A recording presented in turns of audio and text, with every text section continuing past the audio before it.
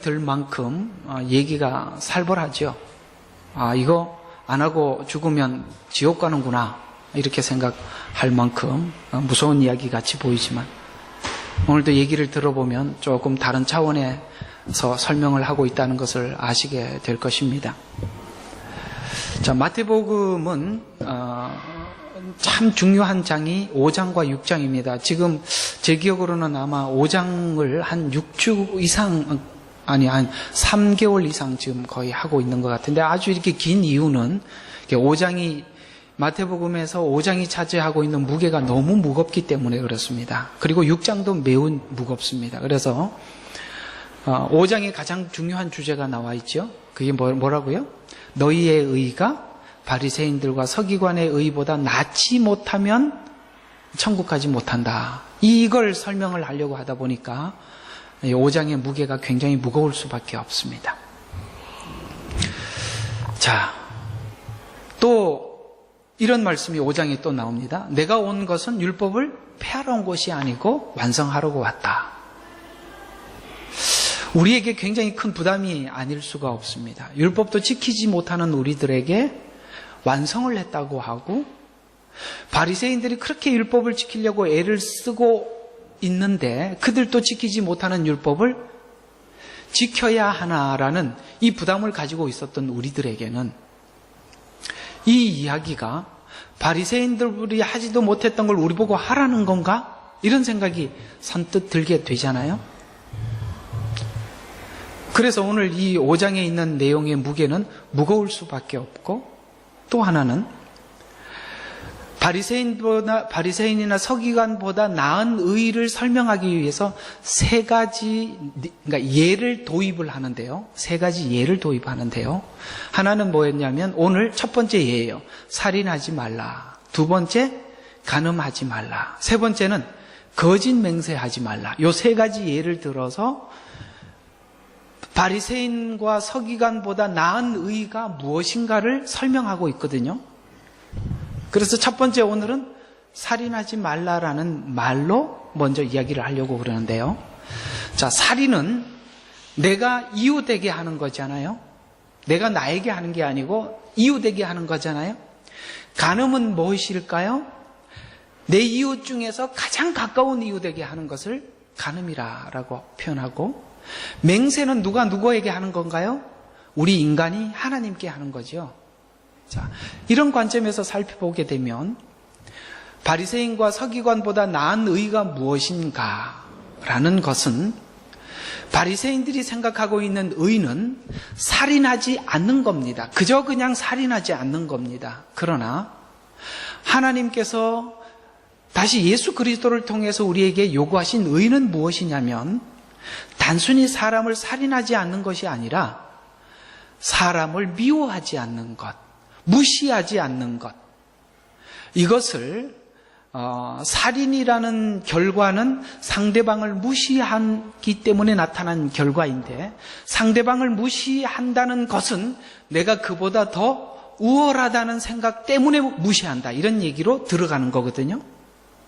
그래서 오늘 여기 보면은 미련한 놈이다, 라가라 이런 말들도 라가라는 말은 이스라엘에서 자주 쓰는 간단한 욕 중에 하나인데 이 멍청한 놈, 머리가 비은 놈 이런 이야기인데 우리는 그냥 그 이야기를 짧게 바보 같은 놈, 멍청한 놈 이렇게 표현하는 것과 같은 이야기죠. 그런 이야기들은 우리는 사실 많은 욕 중에 큰 중요한 욕이라고 생각하지 않고 쉽게 하잖아요. 미련하다, 멍청하다 이런 것도 이렇게 욕하는 것도 상대방을 많이 배려한 욕이지 그보다 원래는 더 세게 하지만 그러나 이 정도 하는 거는 많이 상대방을 존경하는 그래도 배려해주는 마음으로 하는 거잖아요. 그럼에도 불구하고 이것조차도 주님은 뭐라고 표현하고 있냐면 살인이다라고 표현함으로써 살인이라는 것이 상대방을 무시하는 것에서부터 출발한다. 상대방을 무시한다는 것은 너는 내가 너보다 더 우월하다고 생각하기 때문에 남을 무시한다. 이것이 결과적으로 어디로 가게 된다? 살인으로 가게 된다. 이런 얘기가 바로 오늘 이 이야기의 근거입니다. 그러면 바리새인들과 서기관들의 의의는 뭐냐면 살인하는 행위를 살인이라고 표현한다면 예수님의 살인은 살인의 근원을 이야기하는 것입니다. 그렇다면 그러면 오늘 이 이야기에 왜 주님은 이런 이야기를 우리에게 하셨고 또 우리는 이 말을 듣고도 수긍할 수 있느냐면 십자가의 은혜는 우리의 마음의 근본을 해결한 부분이라는 거예요. 근본. 여러분 있잖아요. 물론 여러분들이 내가 십자가 앞에서 내 죄의 근본이 씨가 말랐다는 건 알지만 살아가는 삶에서 여러분들이 살지 못하는 데서 가슴은 아파하잖아요. 근데 살지 못한 것 때문에 가슴 아파하는 일보다 실제는 내 속에 죄의 마음이 솟아오르는 것 때문에 괴롭지 않습니까? 아닌가요? 어떤 살지 못한 결과보다는 어떻게 이런 생각, 이런 못된 생각이 내가 못된 생각을 해낼 수 있을까? 그리고 그것이 입으로, 행동으로 툭 튀어나온 나를 보고 놀라지 않을 수 없단 말이죠. 사실은 우리가 어떤 행동에 놀라는 것보다 내 속에 뭔가 자라고 있는 그 악한 뿌리들이 쑥쑥 튀어나오는 걸 보고 굉장히 충격을 받지 않습니까? 오늘 얘기는 그 얘기예요. 오늘 그 얘기란 말이죠. 라가라고 하는 거, 미련한 놈이라 하는 거, 이런 말을 하고 있다는 것은 내가 사람을 얼마나 무시하고 있고 그 사람을 무시한다는 말 속에는 내가 남을 그렇게 존경하지 않고 있다는 것, 그것은 곧 하나님이 소중히 여기는 이웃을 내가 무시한다는 것으로 보아서 내가 하나님을 무시하는 태도로 나타난다, 이런 말이에요. 하나님을 무시하니까 뭘 하는 거죠? 이웃을 무시하는 거죠. 여러분, 주님과 가까워지고 나면 절대로 사람과의 관계가 가까워지는 것이 정상인데 내 신앙이 하나님과 가까워졌는가 멀어졌는가는 뭘 보고 우리는 체크가 가능하냐면 내가 내 이웃을 어떤 마음으로 대접하고 대하는가라는 것을 보면 내 신앙의 수준이 들통이 나는 것입니다. 자, 그런 차원에서 우리가 한번 여러 가지를 생각해 보려고 하는데요. 오늘 성경 말씀은 아니지만 재미있는 예를 제가 하나 적어 왔는데 여러분 한번 보십시다. 인간이 살아가는데 참 중요하게 보이는 것이 무엇인가 한번 여러분 여중에 하나 골라보세요. 자, 이게 원래 이제 중국 사람들이 이제 하는 말들인데, 근데 성경하고 굉장히 관련이 있어서 좀 가져서 뭐 성경 구절이 아닌 걸 띄웠나 이렇게 생각하지 마시고, 자, 덕을 위한 심적인 풍요로운 마음, 의리, 그 다음에 관계 속에 서로를 존중하는 것, 판단하는 능력, 믿음과 성실. 이게 이제 무슨 이야기냐면 옛날에 중국에 나라를 세운 임금이 이제 나라를 다스려야 하는데 신하에게 물었습니다. 우리가 이렇게 사람들을 다스리기 위해서는 이 5가지 덕목이 필요한데 이 중에 인, 의, 예, 지, 신 중에 이걸 다 할 수 없다면 나는 이제 왕은 이렇게 이야기했어요. 내 생각에는 의가 중요하게 여겨진다. 그러나 신하에게 물어봤어요. 그럼 이 5가지 중에 가장 중요하게 여겨야 할 것은 당신 생각이 무엇이냐라고 물으니까 그 신하는 예라고 대답했습니다. 여러분은 뭘 고르고 싶으세요? 한 개만 고르세요. 인을 고르고 싶다. 알아서 하나씩 골라 잡아 보십시오. 저는요, 예가 맞다고 봅니다. 왜냐하면 성경은 대부분이 인, 의, 예, 지, 신 중에 우리에게 예를 요구하십니다. 놀랍죠? 아닌 것 같죠? 근데 우리는 왜 예라는 말을 잘 하지 않는가 하면 그러면 격식으로만 생각하거든요. 아니에요. 왜 상대방에게 격식을 차리죠? 그렇죠. 존중의 표현일 뿐이죠. 실상은 존중이 격식으로 나올 뿐이지 격식 자체는 예가 아닙니다. 여러분, 굉장히 어렵고 힘든 그 대상에게 우리가 함부로 대하지는 않잖아요. 그렇죠? 우리가 하나님으로 섬기면 예로서 하나님 앞에 대답하겠죠. 예라는 말은 관계입니다. 관계 중에서 서로를 소중히 여기는 마음이에요. 하나님은 우리를 소중히 여기셨죠. 그건 뭐 더 이상 우리가 설명할 필요가 없을 만큼 하나님 우리를 소중히 여기셨습니다. 하나님이 우리를 소중히 여긴 만큼 우리도 소중히 여기는 마음으로 보답하는 것이죠. 그 보답하는 것이 격식으로 나타나는 것은 격식은 뭐라고요? 그 마음의 존중의 열매일 뿐이에요. 예를 들어서 여러분 오늘 예배 나오셨죠? 오늘 예배 나오셨죠? 예배를 나온 것은 하나님 앞에 예를 다하는 거죠. 존중하는 거잖아요. 하나님을 하나님으로 여기니까 온 거 아닙니까? 그렇다면 예배 나와서 앉아있는 것이 예를 다하는 겁니까? 아니면 진짜 예는 하나님을 마음에 존중하는 겁니까? 그거입니다. 이거는 지금 여기 앉아 계시는 것은 격식에 불과합니다. 그러면 이 격식이 하나님 앞에 하나님을 존중하면서 마음을 다해 예배하고 하나님께 경배를 드리는 이 표현이 어디로 나타나느냐면 이웃에게 나타나는 것입니다. 그게 바로 예입니다. 여러분 있잖아요. 부부싸움이 가장 많이 일어나는 것 중에서 사실은 파고 들어가 보면 가장 중요하게 무엇 때문에 부부싸움이 일어나느냐면 예를 무시한 것 때문에 싸우는 겁니다. 그 문제 자체가 문제가 아니에요. 많이 싸워보셨으니까 금방 이해하셔야죠. 맞잖아요. 그죠? 나를 무시한 언어, 무시한 태도, 무시한 어떤 그 언어 속에 풍겨나는 그런 것 때문에 싸우는 거지 사실은 그 사건 자체는 별 의미가 없어요.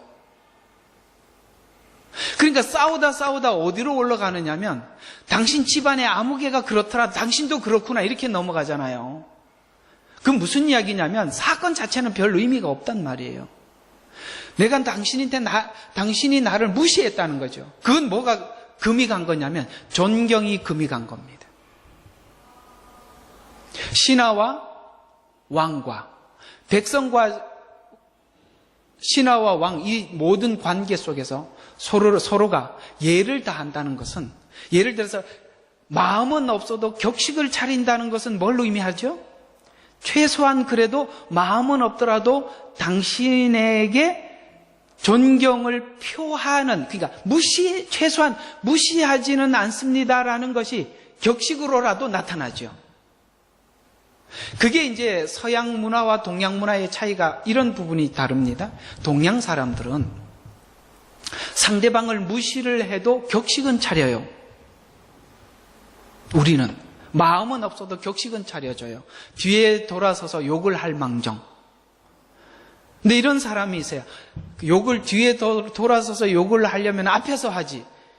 그건 더 무례한 거고요. 사실은 뒤에 돌아서서 욕을 하는 것은 그래도 그에게 격식을 차리는 것이요. 고맙게 생각해야죠. 앞에서 안 하는 게. 그게 좋은 게 아닙니다. 차라리 뒤에서 하는 게 좀 낫기는 하지만 앞에서 하는 사람은 아주 무례한 겁니다. 그래서 서양 사람들은 마음이 없으면 격식을 깨버리거든요.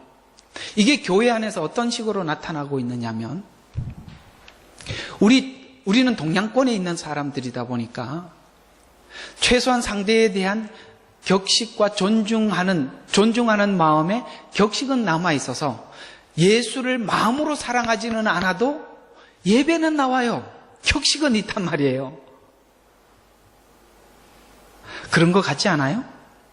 가만히 우리 이웃들 보십시오. 사는 거는 엉터리고 하나님 사랑하는 삶의 태도는 아무것도 안 보여도 뭐는 하죠? 교회는 나가요. 가서 그냥 졸다가 오는 한이 있어도 그 자리에는 앉아있단 말이죠. 격식은 남아있어요. 그래서 그나마 조금 희망은 있어요. 근데 외국인들은, 서양 사람들은 마음에 없는데 왜 가냐. 그래서 교회가 텅 비는 거예요. 근데 이렇게 보면 되죠. 동양교회는 사람은 있지만 하나님께 마음이 떠난 격식만 남아있는 사람들이 있고 저기는 격식이 없으니까 아예 안 나오는 거죠. 그렇다면 여기가 그래도 소망이 있죠. 오니까 뭔가 기대할 수 있지 않습니까? 자, 그래서 이 예라는 것, 그러니까 예가 참 중요합니다. 이 단순히 어떤 격식이 아니라 뭐라고요? 존중. 오늘 여기 보면 형제에게 미련한 놈이라라는 말이 툭 튀어나왔을 때는 뭐가 깨진 상태지요? 상대에 대한 존중이 깨진 상태이기 때문에 이 말이 나온 거죠. 그것이 발전하면 살인으로 가게 되는데요. 자, 성경에서 말하는, 예수 그리스도께서 말하는 살인은 언어적 살인도 살인이라고 오늘 말씀하고 있는 것입니다. 언어의 살인. 여러분 보십시오. 우리는 마음이 죽을 수도 있고 몸이 죽을 수도 있습니다. 몸은 우리 이 오장육부가 멈추는 거예요. 우리 신경계가 죽어버리는 거예요. 이걸 보고 육신의 죽음이라고 한다면 우리 마음의 죽음은요, 상대방의 언어로 인해서 죽는 거거든요. 이만큼 우리의 언어들은 상대방을 배려해야 하는 것입니다. 그리고 또 한 가지 더 이렇게 좀 덧붙여드리고 싶은 것은 잘 기억하십시오. 오늘 여러분들 이건 정말 지켜주셔야 가정이 행복한데요. 부부일수록 예를 지켜야 합니다. 제가 말하는 예는 격식이 아닙니다. 물론 최소한의 격식조차도 무시해버리면 정말 막가자는 이야기거든요.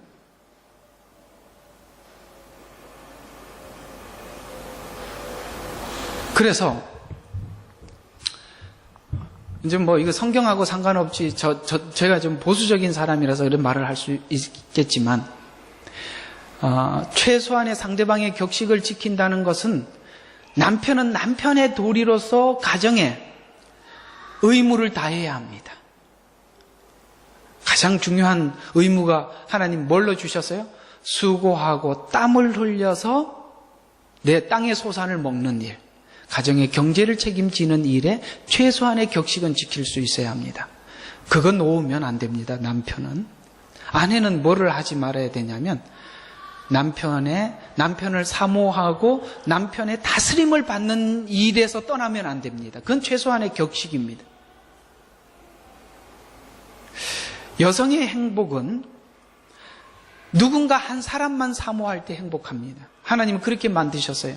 사모하고 다스림을 받고, 이것이 여성의 행복이에요. 그러니까 남편의 그늘 아래에 있는 것이 여자의 안정감이에요.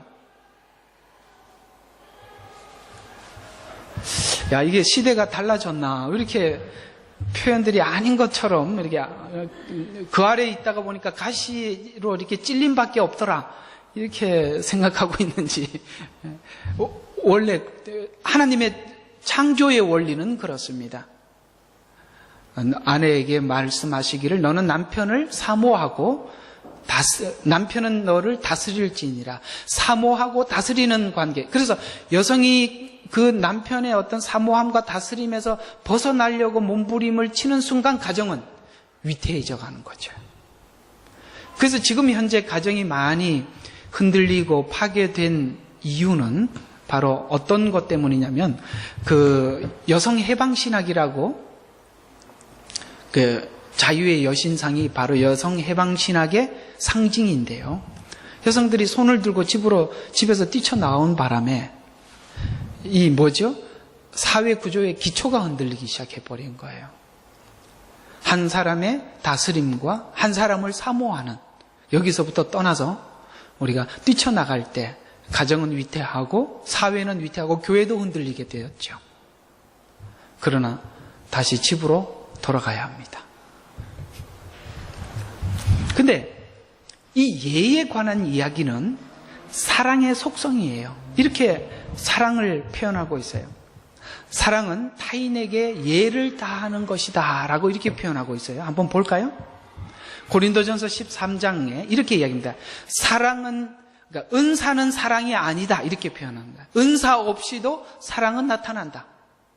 예를 들어서 은사 없이도 기적은 행할 수 있고, 은사 없이도 설교도 할 수 있고, 은사란다, 참. 사랑 없이도 이런 것 다 할 수 있어요.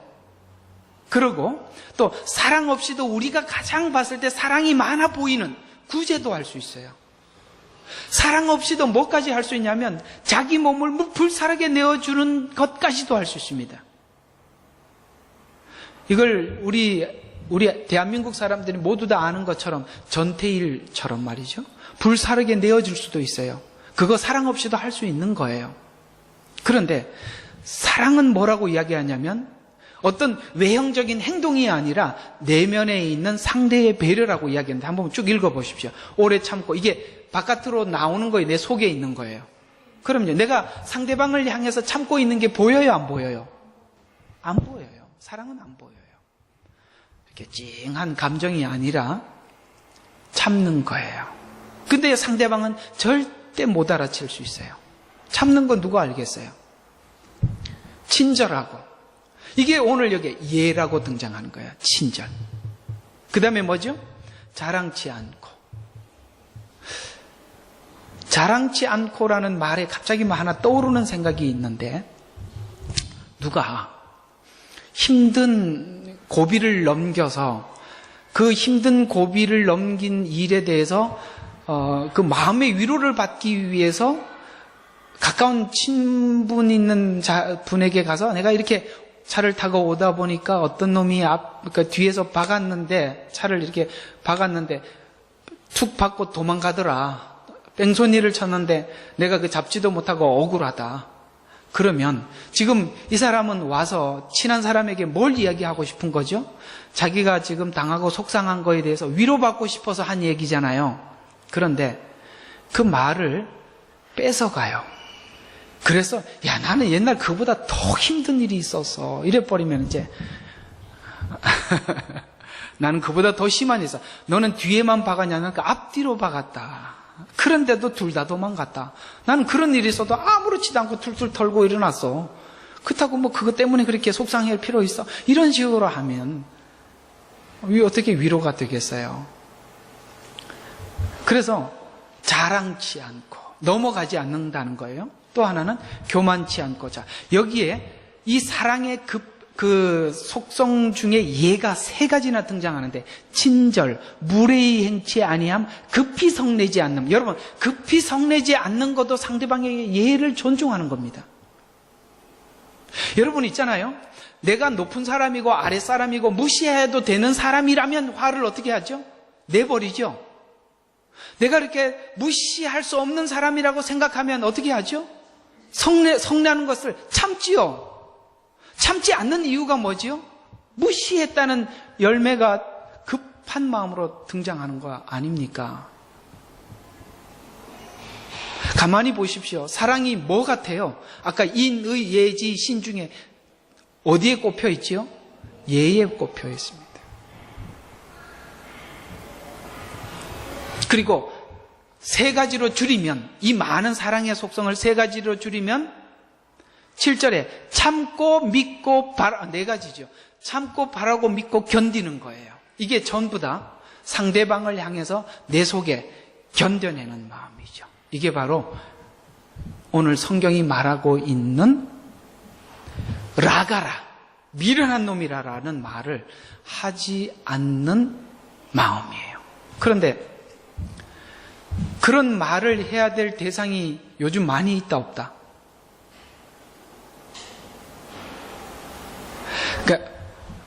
그러니까 병신 같은 놈, 미련한 놈 이렇게 말을 해야 될 사람이 많이 있다 없다? 많이 있다.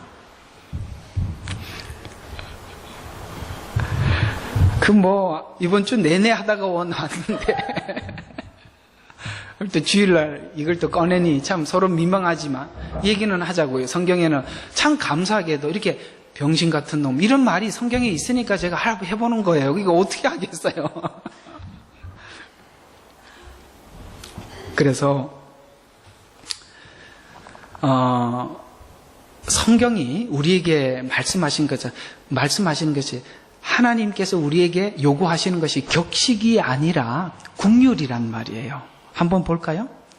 나는 제사를 원치 않고 긍휼을 원한다는 것이 무슨 뜻인지 한번 생각해 봐야 되는데요. 이사야서 1장 10절과 26절 좀 길지만 좀 중요한 부분만 보았습니다. 자, 너희 소돔의 치리자들아, 주의 말씀을 들으라. 너희 소돔의 고모라의 백성들아, 우리 하나님의 법에 귀를 기울이라. 너희의 수많은 희생 제물이 내게 무슨 소용이 있느냐. 지금 희생 제물은 격식을 이야기하는 겁니다. 제사를 이야기하는 거예요. 그 다음에 무슨 소용이 있느냐. 주가 말하노라. 나는 순양들의 번제물들과 살찐 짐승들의 기름으로 배불렀으며 또 나는 수송아지들이나 어린 양들이나 숫 염소들의 피를 기뻐하지 아니하노라. 자, 여기까지 잠시 딱 멈춰놓고 한번 봅시다. 이사야서와 예레미야서는 뭐죠? 포로 전 선지서예요? 중간 선지서예요? 후 선지서예요? 이스라엘 백성들이 포로 되기 전의 선지서예요? 후의 거예요? 아니면 중간 거예요? 전이죠. 전이죠, 대부분. 근데 이사야 1장에 가장 먼저 등장하는 이스라엘 백성의 심판에 관한 내용이 이사야서와 에레미야서에 같이 이렇게 아울려져 있잖아요. 앞으로 미래에 있을 심판에 대한 예언들이잖아요. 그 하나님이 심판하는 이유가 뭔지를 한번 봅시다. 이들이 하나님 앞에 제사를 지내지 않아서 심판했나요? 네, 금방 알아차리겠죠. 이 보십시오. 그 얘기예요. 자, 배불렀대요, 하나님은. 배가 불렀다는 얘기는 뭐죠? 이들이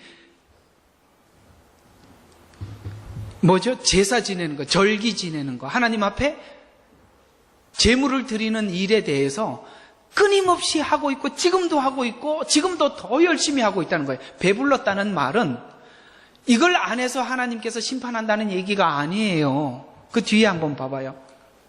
헛된 제물은 더 이상 가져오지 말. 자, 왜 이 사람들에게 하나님께서 이것이 헛된 제물이라고 하느냐면 그들은 누구예요? 소돔의 치리자고 고모라의 백성이기 때문에 그렇습니다. 삶은 어디하고 똑같아요? 소돔과 고모라하고 똑같아요. 그런데 형식은 살아있어요. 보십시오. 얼마나 이중적이에요. 사람들이 이스라엘 백성들 보고 뭐라고 외쳤어요? 저건 고모라 백성과 소돔 백성과 다를 바 없다라고 외치는 거예요. 여러분 유대인들 사랑하죠? 왜 사랑하죠? 하나님이 사실 사랑하라니까 사랑하지 유대인들은 참 얄미워요. 그 유대인의 역사를 보면 유대인의 역사 특히 AD 70년경에 멸망하기 직전 유대인들의 삶을 보면요. 이건 무법천지도 그런 무법천지가 없습니다. 아마 우리나라도 그렇게 무법천지였을 때는 있었는가 잘 모르겠습니다. 아주 험악합니다. 그렇게 인권도 없고 사람을 존중하는 마음이라고 눈꼽만큼도 그렇게 토라를 가지고 율법을 가지고 하나님을 믿는 사람임에도 불구하고 그들은 그랬습니다. 참 그랬어요. 근데 주님은 그들의 그런 삶을 보고 너는 소돔과 고모라다라고 말을 하면서 그렇게 그렇게 살면서 내게 예배는 지킨다라고 하면서 헛된 예물을 더 이상 가져오지 말라. 분향은 나에게 뭐라고 표현한? 가증하다 이 말이에요. 왜 가증하죠? 이중이니까. 이중적인 태도니까. 새 달과 안식일과 집회들을 모으는 것도 내가 견딜 수 없으며 심지어 엄숙한 모임까지도 악한 것이다.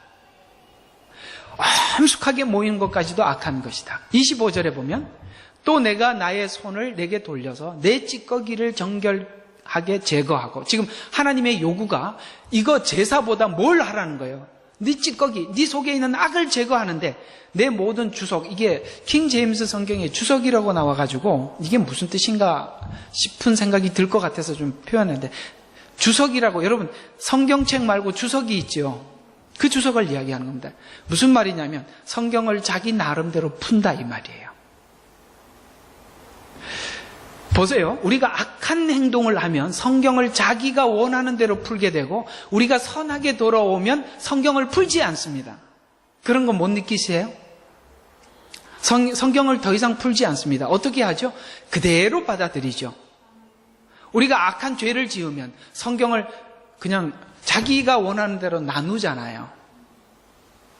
그 얘기예요. 그래서 내 모든 주석을 없앨 것이요, 내가 너의 재판관들을 처음과 같이 너의 상담자들을 시작할 때와 같이 회복시키리니. 왜 이게 회복이 되어야 되느냐면 이 재판관들이 전부 다 타락하고 부패해서, 여러분 이 어떤 사건이 생기고 문제가 생겼을 때 사람들은 각자 자기 입맛에 맞게 사건을 해석하거든요. 그 자기 입맛에 해석을 했기 때문에 이 사건을 푸는 답은 맞다 틀리다. 틀리단 말이에요. 그렇게 틀리기 때문에 가장 객관적인 누구에게 이 사건을 의뢰하죠? 상담자, 재판관에게 의뢰를 하잖아요.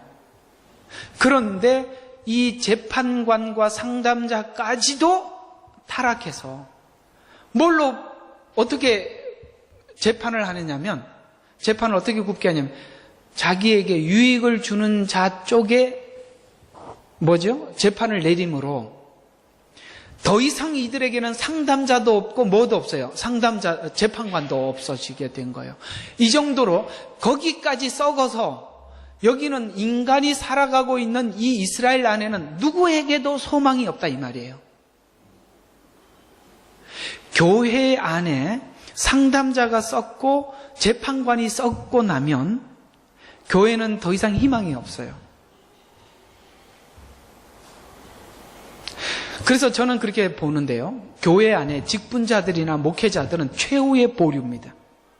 끝까지 하나님 편에서 살아야 됩니다.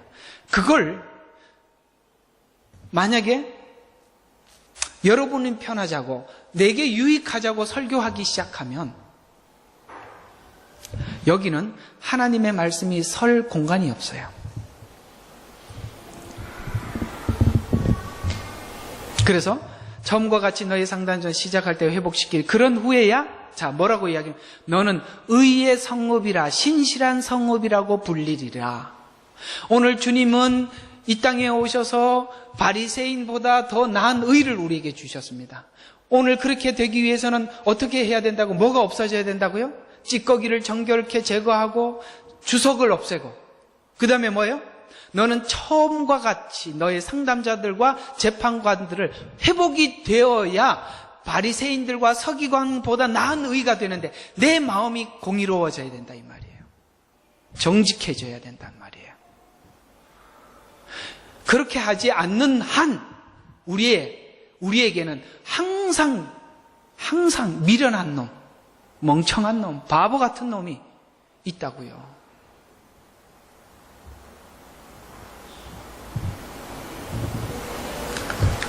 계속 한번 볼까요? 그래서 본문에 있는 22절을 보면 이 라가라는 말은 빈 머리라는 뜻인데 유대인이나 현대 신자들에게 내가 신자들에게 내가 하나님과 화목한 예물을 드리다가 형제에게 원망 들을 만한 일이 생각이 나면 형제들과 먼저 화목하고 와서 예물을 드리라. 이 말은 이 반감이 든다는 말과 재판관도 간수에게도 넘겨주지 않게 하여 감옥에 들어가지 않도록 하게 하라는 이 마지막 한 고달란트까지 다 갚기 전에는 결코 거기서 나오지 못하리라는 말의 뜻은 지금 하나님 앞에 예물을 드리러 왔다는 것은 무엇을 의미하느냐면 하나님과 화해하기 위해서 온 거거든요. 예물을 드리는 것은 하나님과 화해하기. 그 이스라엘이 그때 와서 하나님 앞에 제물을 드림으로써 제사장이 그 제물을 하나님께 드리고 죄를 고백하여 하나님과 화해하겠다고 온 것이 제물을 드리러 왔다는 뜻이에요. 근데 지금 오늘 역으로 이렇게 질문을 하는 거예요. 너는 하나님과는 화해하고 싶고 형제에게는 바보 멍청이라고 그렇게 반감을 들을 만한 상할 만한 말을 해놓고 여기 와서는 뭐 하고 있다는 거예요? 하나님 앞에 예물을 드리고 예배 드리고 있다는 거예요. 그러면 하나님이 뭘 이야기하느냐면 먼저 뭐부터 하라는 거죠? 화해하고 와서 나하고 화해해라. 이웃과 화해하고 와서 나하고 화해하라는 거예요. 이게 지금 율법적인 의무가 아니라 성경이 말하고 있는 이야기는 뭐냐면 너가 자, 오늘 여기 본문을 한번 다시 좀 들어가서 한번 봐봐요. 이런 이야기가 나오는데요. 24절 한번 보십시오. 예물을 제단 앞에 놓아두고, 뭐가 더 급하기 때문에, 화해가 급하기 때문에 그렇습니다. 가서 내 형제와 먼저 화해하고. 자, 보십시오. 왜 우리가 화해를 지금까지 못하고 있죠? 지금 뭐 하고 있는 중이죠? 저쪽에서 오기를 기다리고 있잖아요. 이게 먼저라는 말이 그렇게 등장하는 거예요. 저쪽에서 지금 올 날을 기다리고 있잖아요. 그래서 안 오니까 교회 와서 뭐라고 하나님 앞에 기도하죠? 저놈이 나인데 잘못한 것을 알게 하여 주옵소서.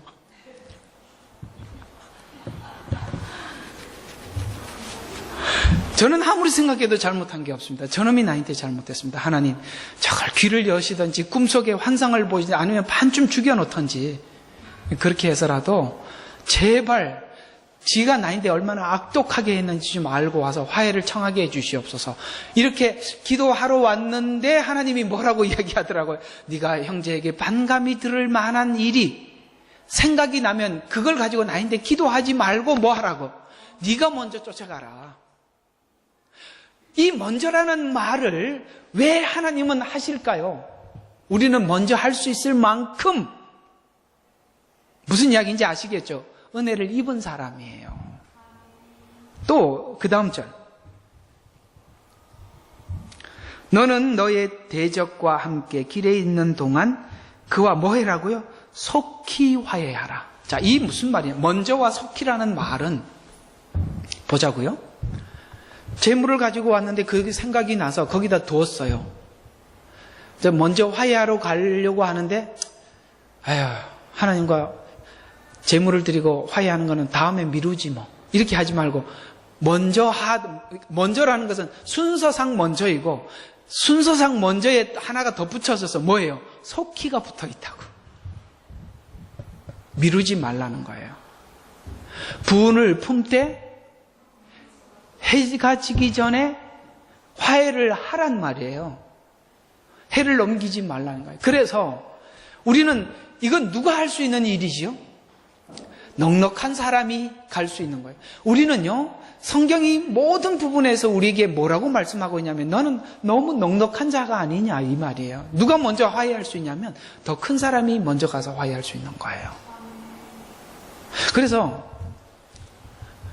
항상 여러분은 그런 생각 하시고 사시겠지만 나는 우리 집에서 내가 항상 먼저 화해해. 그 여러분이 훨씬 넓어서 그렇습니다.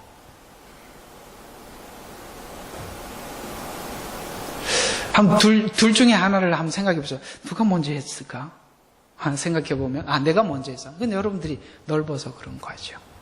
그리고 나는 먼저 가서 내가 먼저 속히 먼저를 해야 돼. 난 더 이상 기다릴 수 없어. 이거 누가 먼저 했느냐? 그 사람이 넓은 사람이에요. 왜요? 그 사람은 받은 은혜가 크기 때문에 그렇습니다. 예수님이 우리에게 주신 은혜는 우리에게 뭐가 없어진 거죠? 너의 적수가 없어졌고 원수가 없어진 거 아니냐라는 질문이에요. 오늘 이 이야기가 그 말이에요. 너에게 원수가 없어진 게 아니냐라는 질문이에요.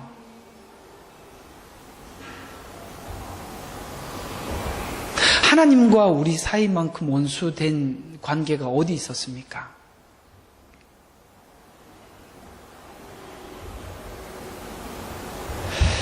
하나님과 우리 사이의 원수는 어느 정도의 원수였냐면 우리 손으로 예수님을 십자가에다가 못을 박아버렸죠. 그보다 더 원수가 어디 있어요? 그런 우리들을 용서하셨습니다. 그러면 우리는 너무 넉넉한 용서의 그릇을 담고 있는 우리들 아닙니까? 여러분 먼저 할 수 있겠나요?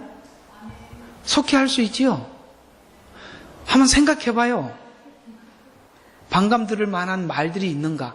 근데요, 이런 게 많다고요. 반감 들을 만한 일이 생각이 나거든 이라고 했는데 보통은 잘 안 나요.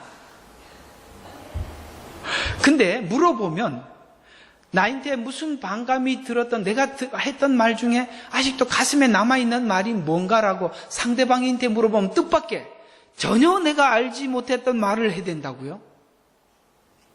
제가 한번 그래서 이런 글을 읽었어요. 일본에 20년 동안, 결혼하고 20년 동안 한마디도 부부가 대화를 하지 않는 부부가 있었답니다. 자녀들이 너무 괴로워서 아버지가 엄마한테 어떤 말도 하지 않는 거예요. 그래서 자녀들이 이벤트를 해서 아버지가 아내에게 말을 할 수 있도록 기회를 줬어요. 그래서 20년 만에 처음 말을 한 거예요. 와, 지독하지요. 이게 밴댕이 소가지라서 그런 건데 첫 마디가 뭘 것 같아요? 여러분들 20년 동안 말 안 했던 이유가 뭘 것 같아요? 저도 많이 생각해 봤어요. 여러분 한번 상상해 보시고 제가 답은 드리겠습니다. 한번 상상해 봐요. 뭐 때문에 20년 동안 말을 안 했을까?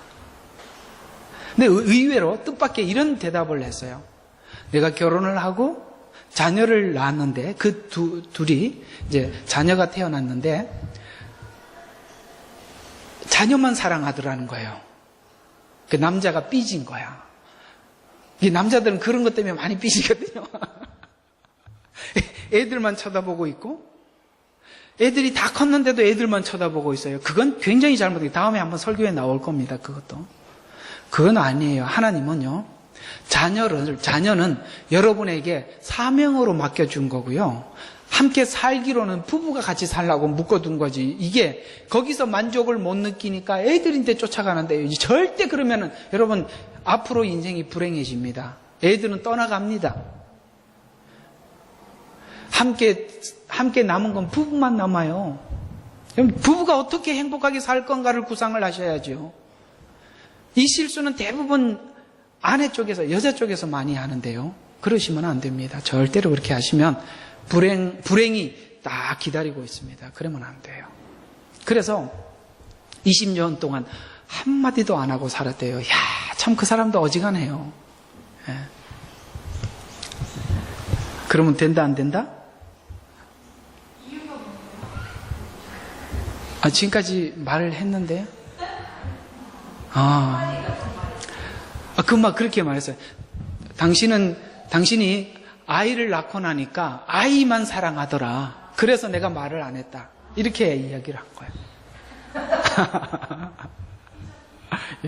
예, 참 어지간한 사람인 것 같아요. 대부분 그런 생각들이 안 드는 건 아니지만 그 정도는 아닌지요.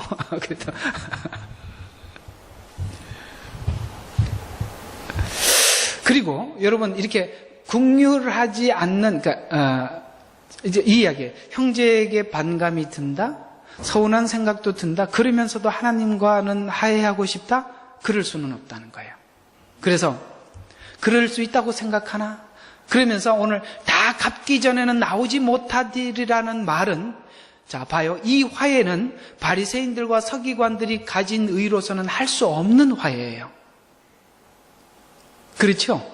그런 율법적인 관점에서는 절대 화해가 이루어질 수 없어요. 그런데 예수님께서 베푸신 의로는 가능한 화해요, 의란 말이죠. 억지로 할 수는 없지만 은혜를 받은 자는 가능하다는 것이다. 그래서 바리새인보다 서기관보다 나은 의라고 성경은 우리에게 말씀하고 있습니다. 그래서 우리 은혜를 받고 예수님 안에 들어와서 사라진 게 뭐냐면, 그러니까 적이 사라졌어요. 미운 사람이 없어져 버린 거예요. 지금도 있나요? 그게 없어져요. 안 없어졌나요? 하나님이 없애실 겁니다. 그걸 하나님이 작업하고 계신 거예요. 여러분들의 그 좁은 가슴을 넓히고 있는 중이죠. 예수님의 그 사랑은 얼마나 뜨겁고 큰지 담아놓으면, 이런 사람들인데 쫓아가서 내가 화해의 손을 내밀지 않고는 견딜 수 없어요. 그렇게 되게 돼 있는 것이 바로 은혜의 본질이거든요.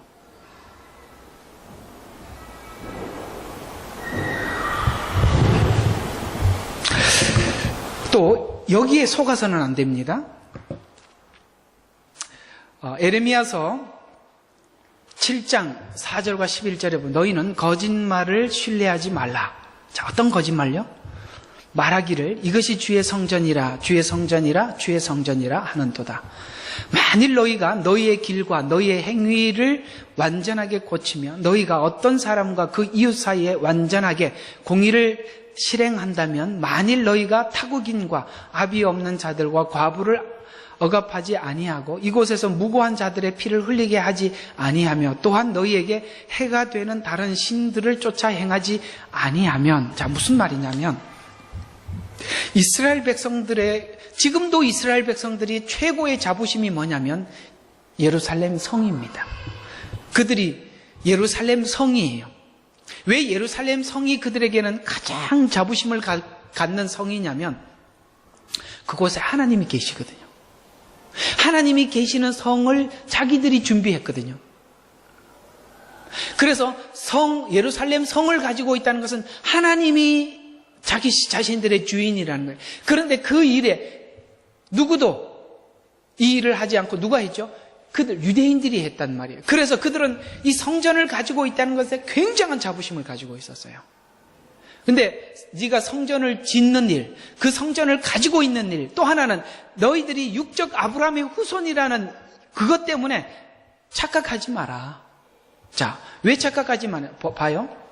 그때 내가 너희 조상들에게 주었던 그 땅인 이곳에서 내가 너희로 영원 무궁토록 거하게 하리라. 보라, 우리가 유익을 줄 수 없는 거짓말을 신뢰하는 도다. 아까 이제 어떤 거짓말?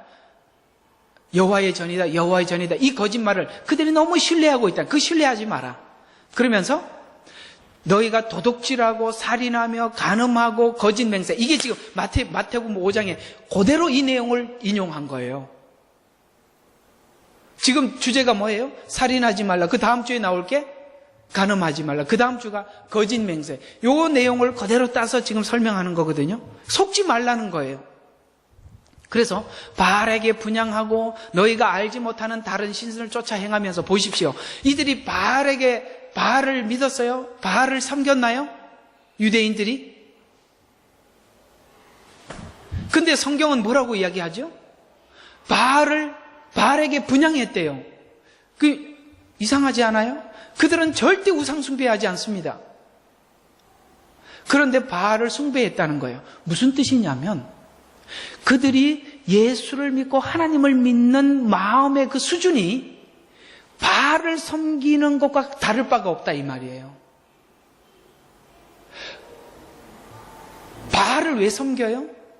자기 유익을, 내 유익을 위해서 섬기는 거거든요. 그러니까 지금 하나님을 섬기는 이 행위가, 성전을 짓고 하나님을 섬기는 이 행위가 자기 유익을 위해서 하나님을 섬긴다는 거예요. 그들이 하나님을 섬기고 있지만 바알을 섬긴다라고 이렇게 표현하는 거예요. 여러분들이 예수 믿는 목적이 나를 위한 목적이라면 바알을 섬기는 것 같이 하나님을 섬기는 거예요. 그 얘기예요.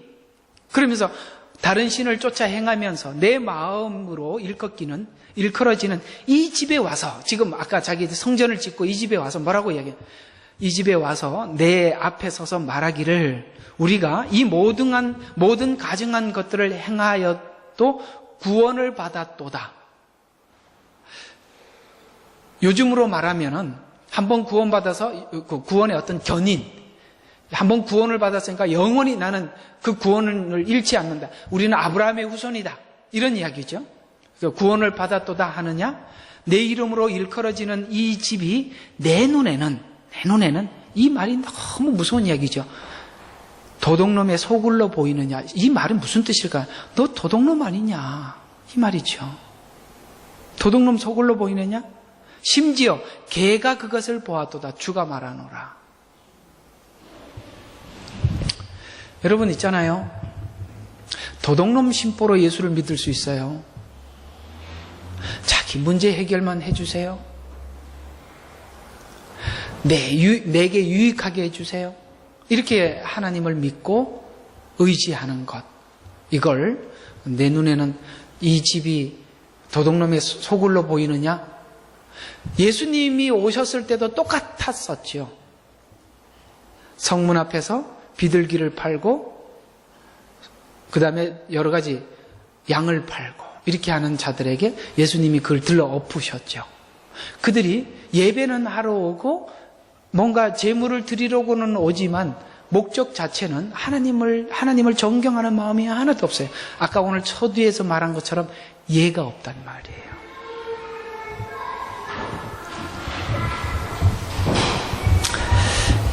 여러분, 이걸로 속지 마십시오. 내가 교회를 다닌다. 그 다음에 나는 교회 등록을 했다. 나는 교회에 빠짐없이 열심히 있다. 더 열심히 있는 사람들이 이렇게 오해할 수도 있어요. 그것은 하나님께서 우리에게 요구하는 신앙이 아니에요.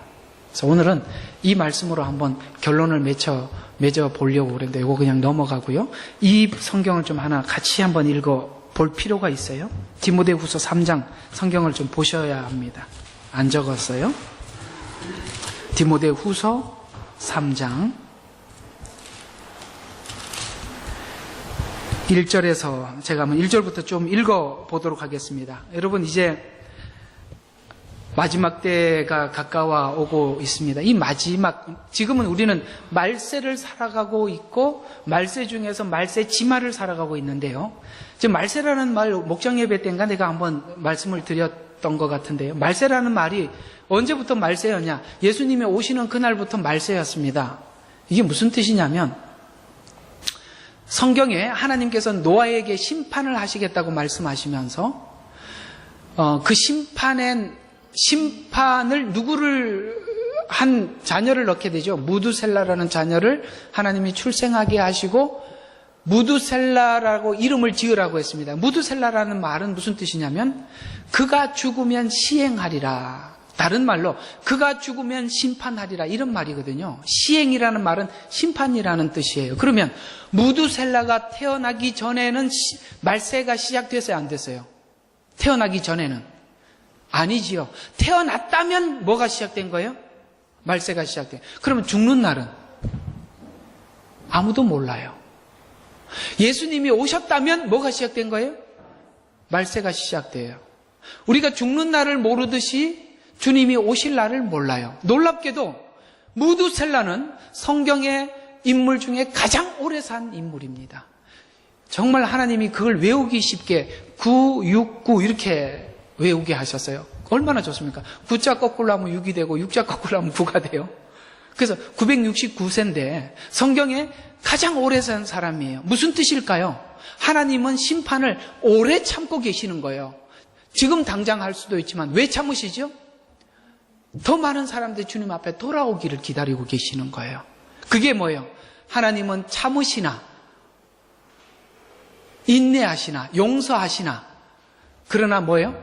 심판할 자를 넘어가지 않고 언젠가는 심판을 하시는데 하나님은 심판하기 전에 먼저 뭘 하시고 은혜를 베푸시고 구원의 길을 보여주시고 그 다음에 심판하신다는 거예요. 죽음의 날을 모르듯이요. 우리가 주님이 오실 날을 모르는데요. 2018년도 이번에 송구영신 예배는 꼭 참석하셔야 되는데 내년에 하나님께서 이 지구 안에 행할 방향들이 지금 확실하게 정해져 있습니다. 2016년, 2017년 지나오면서 우리에게 어떤 부분이 선명하게 드러나기 시작했냐면 흑과 백이, 숨어있는 악과 선, 그것이요 이렇게 서서히 드러나기 시작했는데요. 이제는요 확실하게 드러났습니다. 여러분이 이번에 예루살렘을 이스라엘의 수도로 공포한 건 굉장한 의미가 있습니다. 이제 그 일로 인해서 어떤 일이 생기느냐 하면 전 세계가 이스라엘을 향해서 공격하게 될 것입니다. 처음에는 언어로 공격하겠지만 실제적으로 앞으로 굉장한 일이 벌어지게 됩니다. 이제는 우리 신앙을 회색 색깔을 지우십니다. 하나님이 너가 순수하게 정말 하나님의 백성이냐 어둠의 백성이냐, 이제는 내가 시인하고 살아야 될 때가 옵니다. 이제 2018년도부터는 이것이 더 선명하게 드러나는데요. 동성연애 법이 통과가 되고 예루살렘이 이스라엘의 수도로 공포가 되고 지금 인권이라는 이름으로 많은 법이 개정되는 것, 그것이 바로 그 이야기입니다. 7 교회 중에 마지막 교회는 라오디게아 교회인데요. 라오디게아 교회는 마지막 주님 오시기 직전에 있는 교회의 상태를 설명하고 있습니다. 대부분 주님 오시기 직전의 성도들의 상태는 눈이 어둡습니다. 잘 분간을 못해요. 다 졸며 잡니다. 열처녀 비유처럼. 그런 이야기를 오늘 디모데후서 3장에서도 이렇게 설명하고 있습니다. 이런 시대가 오거든요. 이제 여러분들이 여기 살고 있습니다. 자, 여기 보면 마지막 날들, 이 말은 아까 말세라는 말이 등장했지만 그 말세 중에서 더 마지막을 이야기하는 겁니다. 마지막 날들, 아주 어려운 때가 온다. 누구에게 어렵죠? 참된 신자에게 어렵다는 얘기예요. 그 날라리들에게는 어렵지도 않아요. 사람들이 자기를 사랑하고, 자, 왜 힘들어지냐면, 사람들이 자기 사랑 때문에 힘들어져요. 그래서 자기 사랑하고, 그 다음에 돈을 사랑하고, 이게 무슨 뜻이냐면, 돈을 사랑한다. 돈 자체가 죄라는 말이 아니에요. 돈으로 할 수 있는 방법을 좋아한다, 이 말이에요. 여러분 있잖아요. 돈 없으면은, 우리가 상대적으로, 이건 우리끼리 이야기지만, 돈이 없는 사람들이 더 많이 기도하죠. 하나님께 매달리죠. 돈이 있으면 기도하지 않는 이유가 뭐죠? 돈으로도 해결할 수 있는데 굳이? 그 얘기예요. 돈을 사랑한다는, 돈 자체가 부정하다는 얘기가 아니라 하나님께 의지하지 않는 이 마음을 돈을 사랑하고 이렇게 표현하는 거죠. 자긍하고, 이게 다 뭐냐면 자기 사랑에서 나오는 자긍, 교만, 이것들이 다 뭐냐면 자기 사랑에서 나오는 열매들이에요. 그리고 하나님을 모독하고 부모에게 불순종하고 감사치 아니하고 거룩지 아니하고, 자 보세요. 무정하고, 오늘 형제에 대해서 라가라, 미련한 놈이라라고 말을 한 것을 한번 이걸 연상하고 한번 봐봐요. 무정하고, 무정하니까 뭐 하지 않아요? 당연히 화해하지 않죠. 그 다음에 화해하지 아니하고, 모함하고, 절제하지 못하고, 사납고, 선한 것을 좋아하지 아니하고, 배반하고, 분별이 없고, 자만하고, 쾌락 사랑하기를 하나님 사랑하는 것보다 더하며, 경건의 모양은 있으나 경건의 능력을 부인하는 자니, 여기서 딱 멈춰서 이런 사람들과 관계를 끊으라. 이거 중요한 거예요. 이런 사람들하고 관계를 끊으란 말이에요. 여러분 있잖아요. 모양을 가지고 있는 것이 신앙이 아니에요. 능력이 있어야 돼요. 경건은.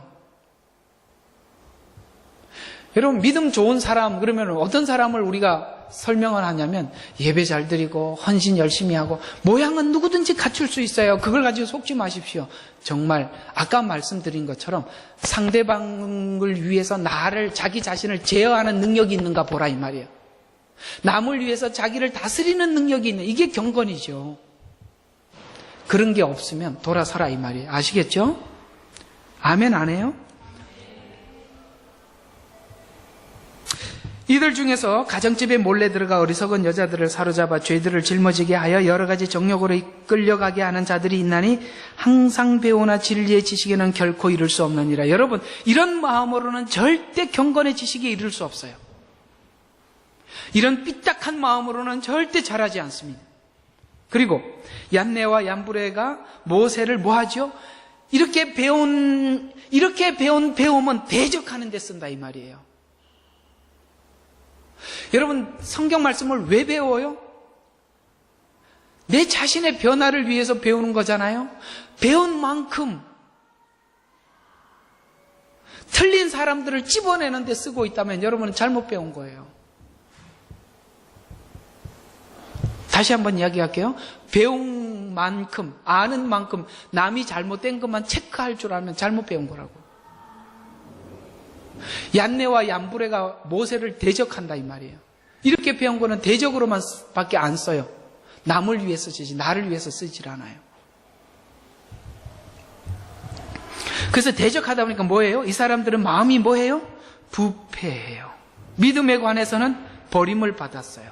그러나 그들은 더 이상 나아가지 못해요. 여러분, 이 신앙은 절대 성숙하지 않습니다. 더 나아가지 못해요.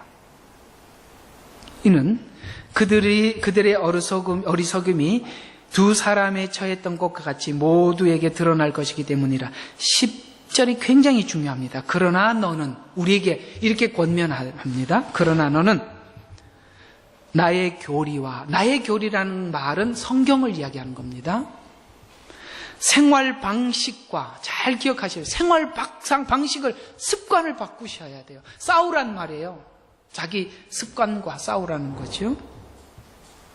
목적과, 뭘 위해서 예수를 믿는지 목적과, 그 다음에 믿음과 오래 참음과 사랑과 인내와 박해와 고난 곧 안디옥과 이고니온과 루스드라에서 내게 일어났던 일들을 온전히 알았거니와 내가, 잘 들어봐요, 어떤 박해를 당했대. 내가 이렇게 살려고 박해를 받아요.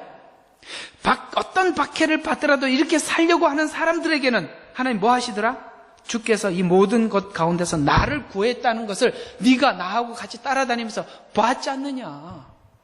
아멘이시죠? 이렇게 살려고 하는 사람들은 하나님이 지켜준다는 것을 본다 이 말이에요.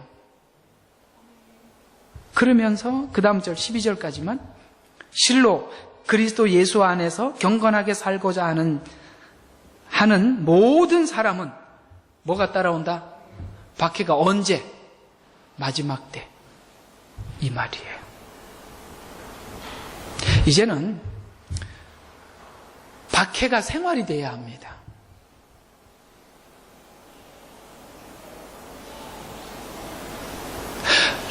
박해하는 자를 돌아서서 역공격해서 그들을 두들겨 잡자 이렇게 가면 안 돼요. 박해는 생활이 돼야 돼요. 사도들은 박해가 생활이 됐어요. 상대방이 나를 무시하고 그런 무시하는 언어들을 듣는 것이 습관화되어야 돼요. 거기서 분이 일어나지 않도록 나를 다스려야 돼요. 이걸 좀 하란 얘기예요. 이번 주 금요일 날 제가 여러분들에게 욥기를 통해서 하신 말씀 중에 한 가지만, 그것만 좀 더 짚고 오늘 이야기를 마쳐볼게요. 여러분, 우리 신앙이 이런 사람들이 많아요. 이게 좋은 게 아니에요. 교회 와서 하나님 앞에 매일 죄 목록만 이야기하는 거예요. 하나님, 제가 이번 주에 이것 죄 지었고, 이거 잘못했고요, 저거 잘못했고요, 저거 잘못했고요. 여러분, 죄에 대해서 하나님 앞에 회개하고 돌아서서 집에 돌아가면 마음이 후련해요, 안 후련해요? 그걸로 살지 말란 말이에요. 그거 아주 나쁜 짓이에요. 죄는 늘 짓고 회개만 하면 속이 시원하니까 그것만 계속 반복해서 살아요. 그걸 악하다고 표현하는 거예요. 하나님은 여러분 자신과, 오늘 이 이야기 말씀 보셨죠? 박해를 견디란 말이에요. 싸우란 말이에요. 여러분의 연약함과 씨름하라는 거예요. 씨름은 안 하고 회개만 하고 말아요. 그걸 악하다고 표현하는 거예요. 뭘 잘못해요? 누구는 잘못 안 합니까? 다 잘못하지요. 그걸 밥 먹듯이 계속 반복만 하면 그게 신앙이에요? 10년이 돼도, 오늘 여기 봤지요? 그들은 더 나가지 못한다고. 안 자라요, 신앙이. 내 연약함 때문에 하나님을 찾으려고 기도해야지요. 하나님, 저 좀 만나주세요. 저 아무리 해도 안 돼요. 예수가 필요해요. 십자가의 은혜를 주세요. 이렇게 나가야지요. 그거는 안 구하고 잘못했어요. 또 돌아가면 그 얼마나 얄미워요. 똑같은 짓 평생 20년 30년 하면서 집에 돌아와서 늘 부모님에게 잘못했어요. 미안해요. 용서해 주세요. 이게 그냥 한두 번이지 그거 그 얘기 계속 듣고 싶어요? 그러지 말라 이 말이에요. 여러분 자신과 싸우셔야 합니다. 승리하셔야 합니다. 그렇게 사시기를 주의 이름으로 축원하고, 오늘 부탁하신 말 꼭 잊지 마시고, 오늘은 어차피 제단에 예물을 드렸으니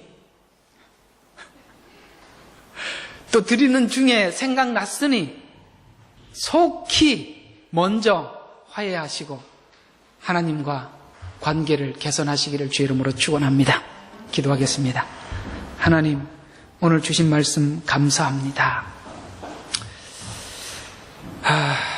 마지막 때 고통하는 때가 이릅니다. 박해를 받게 될 것입니다. 이유는 세상 사람들은 당연히 이웃을 사랑하지 않을 것입니다. 자기를 사랑하고 자긍하고 교만할 것입니다. 그러기에 남을 생각하지 않을 것입니다. 그래서 성도들은 많이 비난받게 될 것이고 마음의 여러 가지 아픔을 겪게 될 것입니다. 그것이 성경은 박해라고 표현했습니다. 하나님 원하고 기도하옵기는 이제는 이 박해받는 것이 습관이 되고 생활이 되고 당연시 되게 해 주시옵소서. 그래서 이것 때문에 우리 마음이 요동치 않도록 하나님께서 견고하게 붙들어매 주옵소서. 이제는